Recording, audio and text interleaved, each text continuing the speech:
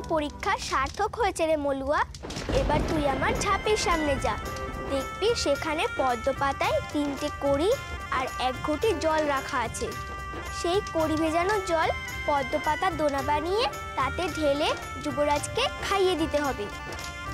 তবে হ্যাঁ, শর্ত একটাই, যে আমার ঝাঁপির সামনে তোকে 1 ঘড়া দুধ ফোটাতে বসাতে হবে, আর সেই দুধ উতলে ওঠার আগেই ওই জল সূর্যকে খাওয়াতে হবে। ব্যাস, তাহলে সমস্ত জাদুর মায়া থেকে মুক্তি পাবে সে। পেয়েছি, পিসের কাটা টুকু পেয়ে গেছি।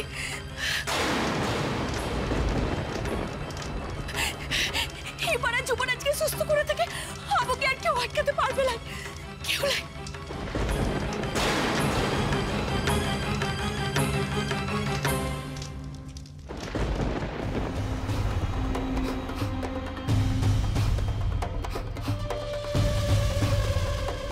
আমাদের হাতে কিন্তু সময় নেই বেশি। সবকিছু হাত ছাড়া হয়ে যাওয়ার আগে রাজ্যপাট, শাসন ক্ষমতা সব কিন্তু আমাদের হাতে করে নিতে হবে। আমাদের রাজ্য শাসন করাটা এই মুহূর্তে কেউ মানবে না। আরে বাবা, আমাদের না হয় নাই মানুক, সূর্যকে তো মানবে। যুবরাজ সূর্যের তো রাজা হওয়ার সম্পূর্ণ অধিকার আছে, এটা বুঝছেন না কেন? আর সূর্যকে সামনে সিংহাসনে বসিয়ে আসল রাজ্যের ক্ষমতা তো আপনার হাতে থাকবে যুবরানী উর্মিমালা। তুই তো এটাই চেয়েছিলি উর্মিমা। চাই তো আমিও অনেক কিছু, আর তাই জন্যেই তো আপনাদের এই রাজ্য ক্ষমতার মেয়াদ ততদিনই জারি থাকবে যতদিন চাঁদ না 18 বছরের বয়সের হয়। তারপরে কিন্তু চাঁদকে রাজত্ব ছেড়ে দিতে হবে, মনে আছে তো? ততদিন আমি না হয় একটু কষ্ট করে মহামন্ত্রী হয়ে থাকবো। তারপরে চাঁদকে সিংহাসন না দিলে কিন্তু বলেছি তো একবার দেয়া হবে,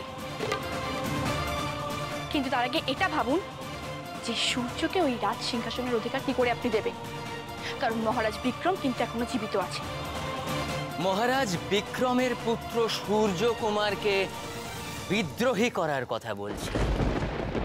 সূর্য কুমার তার পিতার বিরুদ্ধে বিদ্রোহ ঘোষণা করে সিংহাসন দখল করবে। তবে সেটা ঘটবে আজই। আজই? হ্যাঁ, শুভ কাজে দেরি করা আমার বরদাস্ত হয় না। আপনি ব্যবস্থা করুন মহাবাবু, রাজা হিসেবে সূর্য কুমারের অভিষেক আজই হবে।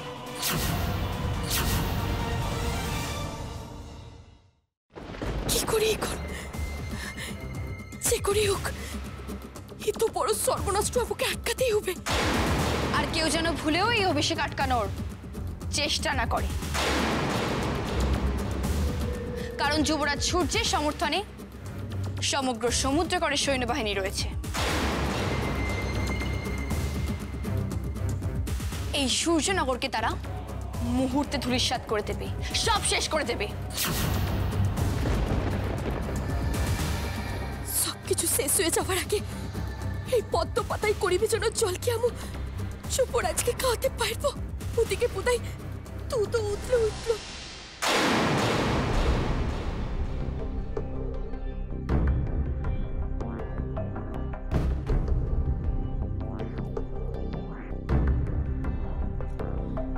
মা বিশ্বহরীকে ডাক পদ্মা। মলুয়াটা বড্ড কষ্ট করছে, ও যেন ওর লক্ষ্যে সফল হয়। সফল তো ওকে হতেই হবে মা। ওর পরাজয় মানে যে সত্যের পরাজয়, ভালোবাসার পরাজয়। আর মা বিশ্বরী সেটা কিছুতেই হতে দেবেন না। তুমি দেখো, মলুয়া ঠিক জিতবে।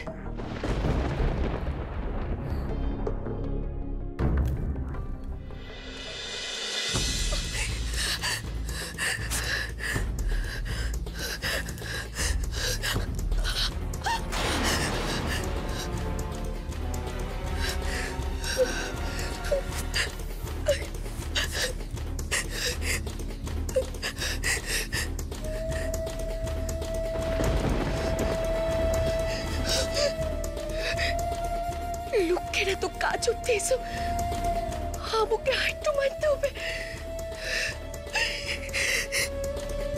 এই জলটা তো পেয়ে গেছি, কিন্তু যুবরাজের কাজ অব্দি পৌঁছে দেওয়ার কোনো উপায় তো আমি খুঁজে পাচ্ছি না।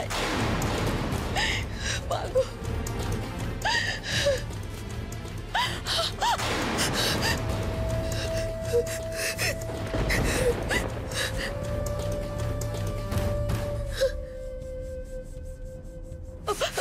শোনো না, বলছি তোমরাই তো সেজেছো কেন? কোথায় যাচ্ছ তোমরা? আজ যুবরাজ সূর্যের রাজপদে অভিষেক, আমরা সেখানে অংশ নিতে যাচ্ছি।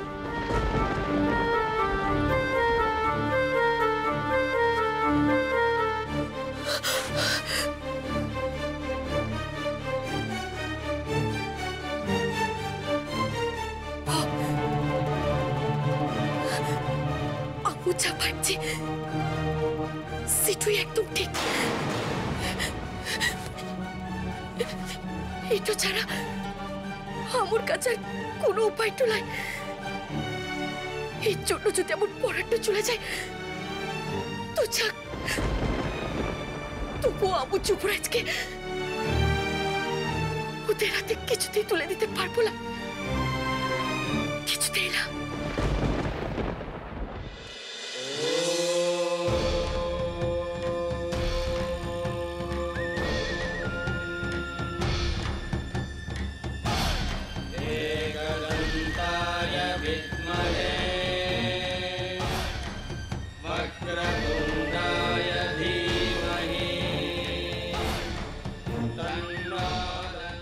সেনাপতি মশাই,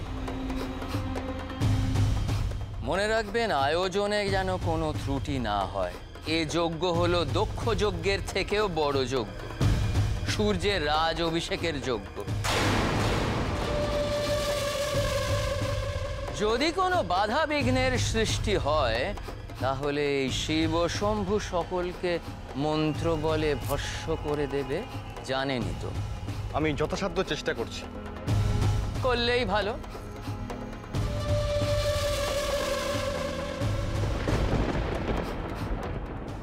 মা, দুধ তো ফুটতে শুরু করেছে, এর মধ্যে তো উঠলে উঠবে। মলুয়া দাদাকে জল খাওয়াতে পারবে তো? সময় যে শেষ হয়ে এলো।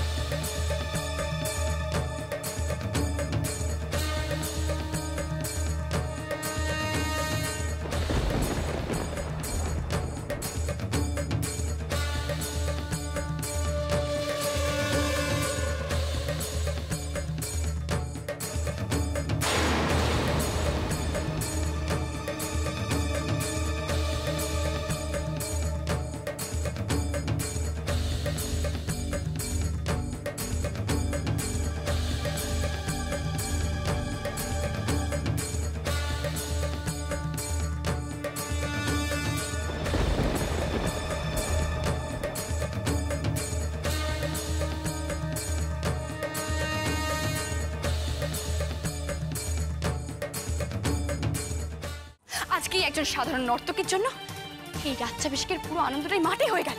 এই মেঘ চিকিৎসা আমি করছি। দাঁড়ান যুবরানী, ওর গায়ে হাত দেবেন না। ওর গায়ে হাত দিলে আপনার হাতে মহাপাপ হবে।